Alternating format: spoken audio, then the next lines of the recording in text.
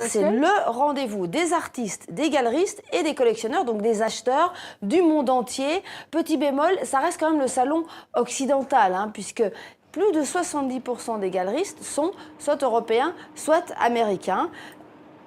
D'accord. Alors, donc en fait, on a rencontré une galerie, parce qu'il y a très peu de galeries africaines ou moyen-orientales. On en a rencontré une qui est située au Maroc et je vous propose de la découvrir.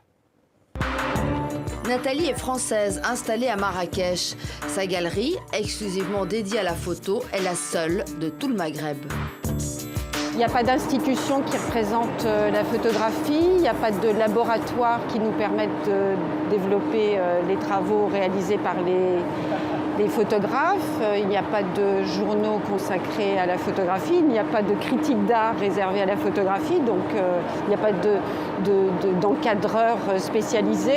Donc il n'y a aucune structure en fait qui permet que la photographie puisse être répandue autant qu'elle pourrait l'être dans n'importe quel pays d'Occident. La galerie représente plusieurs femmes photographes, notamment Fatima.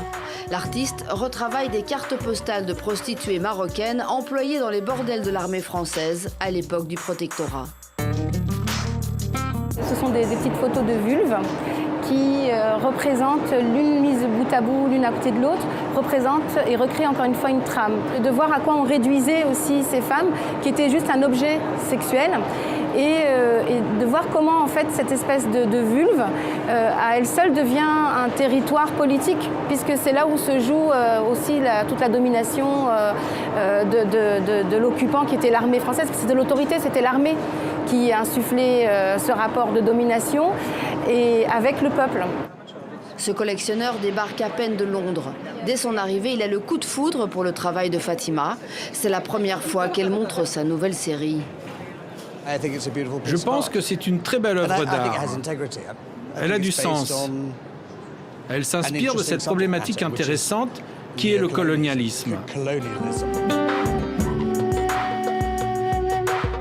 Très intéressant de voir la personne qui va s'approprier l'œuvre, quel lien elle tisse avec sa propre histoire, parce qu'une fois que moi ça sort de l'atelier, ça ne m'appartient plus du tout, et puis ça raconte plus mon histoire, ça raconte que ce que l'acheteur a envie d'y voir. Les femmes artistes sont à l'honneur cette année à Paris Photo. Pourtant, dans ces allées, les galeristes exposent 5 fois moins de femmes que d'hommes.